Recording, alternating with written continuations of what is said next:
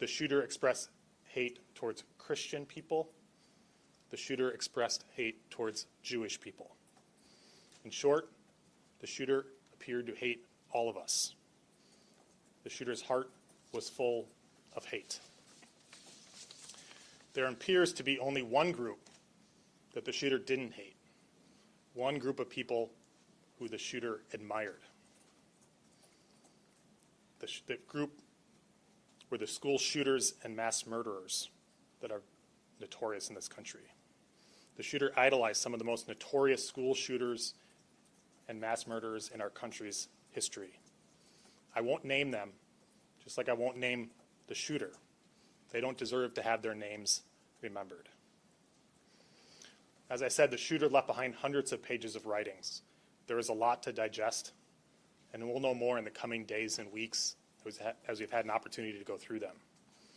But reading them, one thing is clear. And it's going to be hard to hear, but it's important to the question of why this happened. More than anything, the shooter wanted to kill children, defenseless children. The shooter was obsessed with the idea of killing children. The shooter saw the attack as a way to target our most vulnerable among us while they were at their most vulnerable at school and at church. I won't dignify the shooter's words by repeating them. They are horrific and vile. But in short, the shooter wanted to watch children suffer. Yesterday was a tragedy for the city and our state. My heart goes out to the entire Annunciation community. Their loss is unimaginable. I want the state of Minnesota to know that when a tragedy like this occurs, we all stand together. Federal, state, and local law enforcement work together side by side. The FBI, the ATF, the BCA, Minneapolis Police Department, the Hennepin County Sheriff's Office, the Hennepin County Attorney's Office, including their victim advocates who have been working with the families yesterday and today. The list goes on. This has been a tough summer for Minnesota, but I take heart knowing that we all stand together in confronting this evil. Thank you. I'll turn it back to Chief O'Hara. We'll open it up for some questions and answer what we can.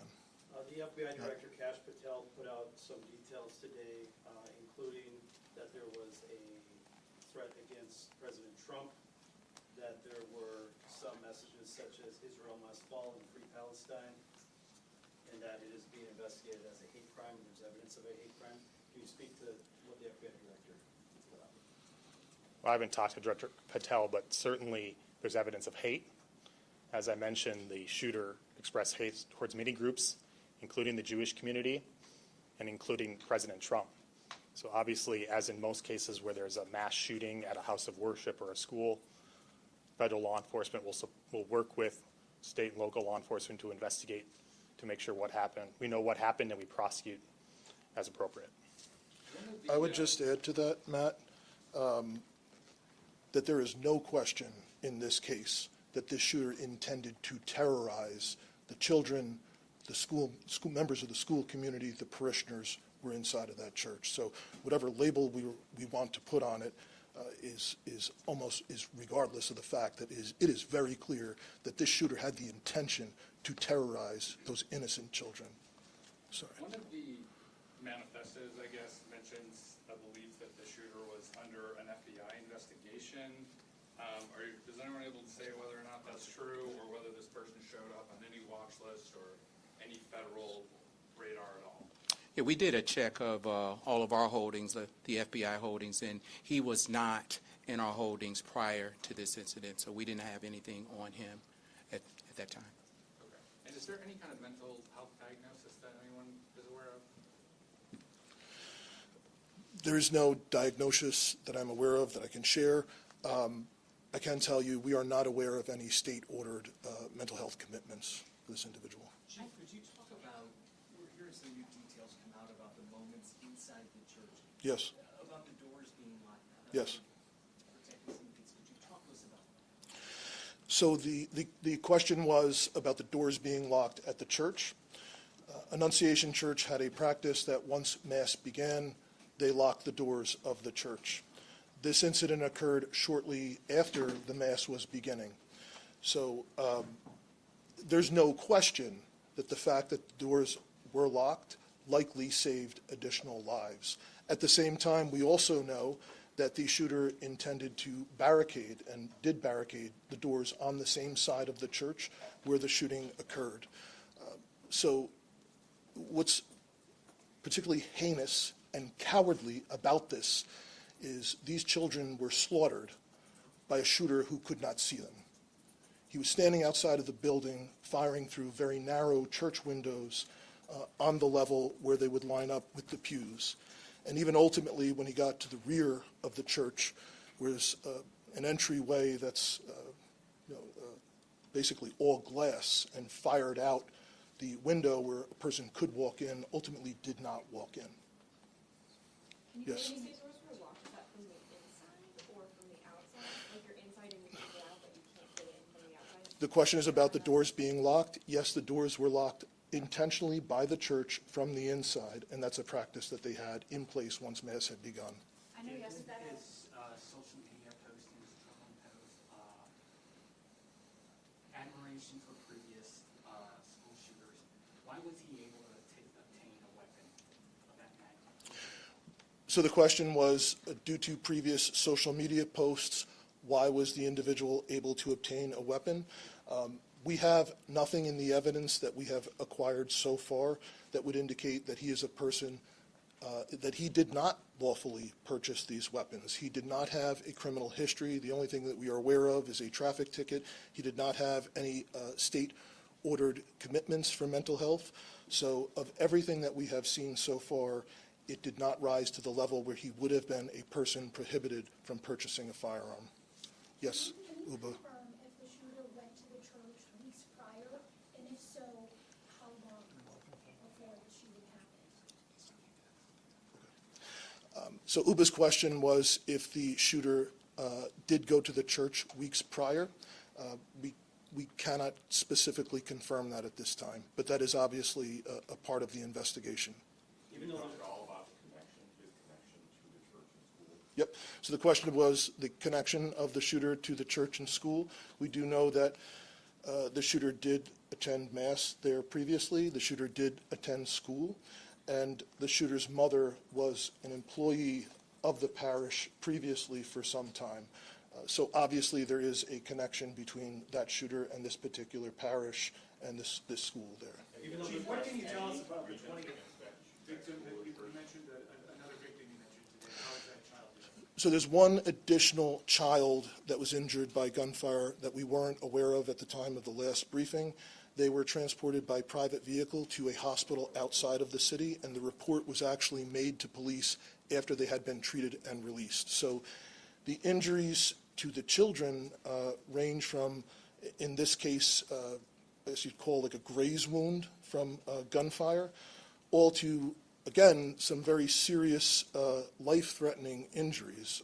We have some victims that have been released by the hospital at this time. We anticipate perhaps a few more today, but we still have some victims who are very seriously injured and in critical condition. even though there's no criminal record, Sorry. I was just gonna say, even though there's no criminal record, have been able to find any police contacts where there was odd behavior, maybe that didn't rise to the level of a crime, but in any jurisdiction that's come up?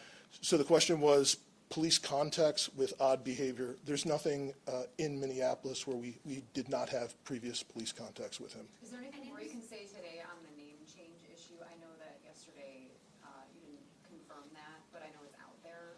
Yes. Is there anything more you can reveal just about? So the question was about the shooter's name change. We are aware that a few years ago, I think 2019, the shooter did have their name changed. We can confirm that, yes.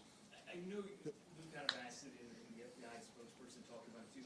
Had any law enforcement you found made contact with the shooter's family previously to what happened yesterday? I can try. For everybody, I'm Drew Evans, Superintendent of the Minnesota Bureau of Criminal Apprehension. It depends on specifically what you're asking. We're aware of some reports in the past. We are gathering those reports now. There will be additional information that we'll be able to share down the line. But as the chief noted, and we think what is important in this and related to the question, this individual was not arrested for anything that would prohibit them from being able to purchase a firearm. There is not substantive police contact with this individual that would have raised concern to the level that would lead us to believe this sort of a situation would happen today. The social media, in terms of your question for that, just to be clear, to level set for everybody, there is a specific criteria in terms of how an individual can purchase a firearm legally in Minnesota. If those posts and information, I'll share it for everybody that we want to know going forward, this obviously is a terrible tragedy. We need the help of the public and everybody else. If there's concerning social media behavior by anybody, or that there's concern in their community, that they are contacting their law enforcement so that we can adequately address that in the process. That did not happen in this case.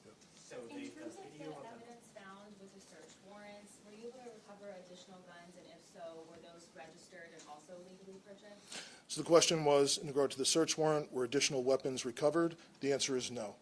Only the 3 weapons that were recovered at the scene, a .556 millimeter rifle, a shotgun, and a pistol, and all 3 were used during this incident. Chief, any history of gun training? Because the shooter seemed fairly accurate.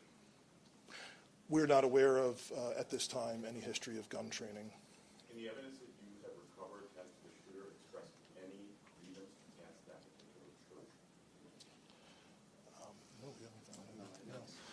So the question was, any specific grievance against the church?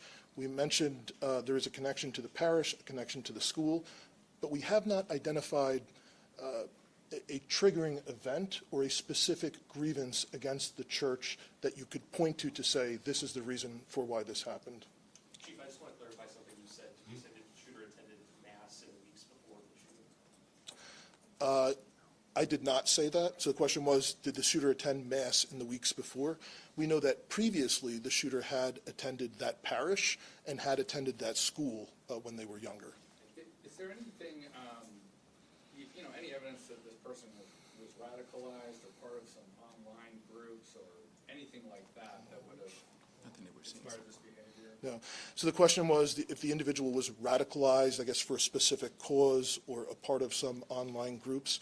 And the answer is no, we have not found evidence of that, other than, again, just this fascination in general with many, many different previous mass shootings, mainly in this country, but also some from around the world. Chief, any evidence to indicate why this particular church, just to kind of follow up on what others asked, why this particular church was chosen as the target, not somewhere else? So Matt's question is the question, why this particular church? And other than the obvious, which we have said, the connection to being from that church, being from that school, mom having worked there, we have not found a specific trigger for why to target the children at this church. On that note, though, did the shooter seem aware that there was going to be this mass at this time, that the kids would be there at that time?